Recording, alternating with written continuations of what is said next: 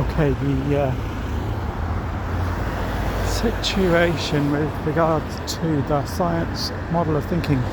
Strangely, what you're trying to say is part of a dichotomy. On one side of that dichotomy is the science type folks who say, I know everything. On the other side is someone who is emotionally challenged, like when you're a bit worried about something that happened and you wake up at night going, oh, no, I didn't really do that, did I? And that's the other side, which is a model which says, I know nothing. I don't know anything. Basis on the fact that it's an emotional world of what is called cognitive dissonance. In fact, the funny thing is about this sort of science-based model is that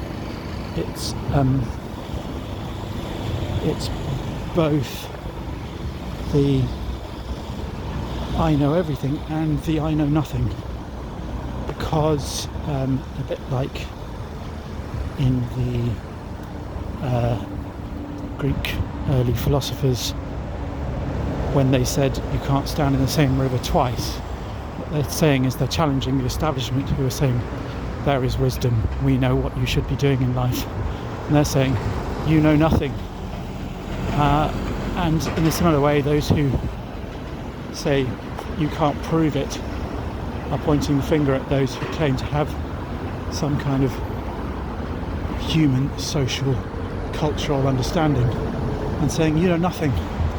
So this science model is both saying I know everything and I know nothing. It's entirely contradictory and completely lacking in any connection with anything real. Now what I was going to say was that I will be attacked and told I don't know anything about philosophy, because they will say, well, actually there was one guy who said you can't stand in the same river twice, and then the next guy who came after him turned around to him and said, actually I'm going to go one further than that, I'm going to improve on that, or I'm going to take a step, contradict you, challenge you on that by saying you can't even stand in the same river once. Okay, I mean, for me, Heraclitus, who said you can't stand in the same river twice, is pretty much talking about the same thing. He's talking about change.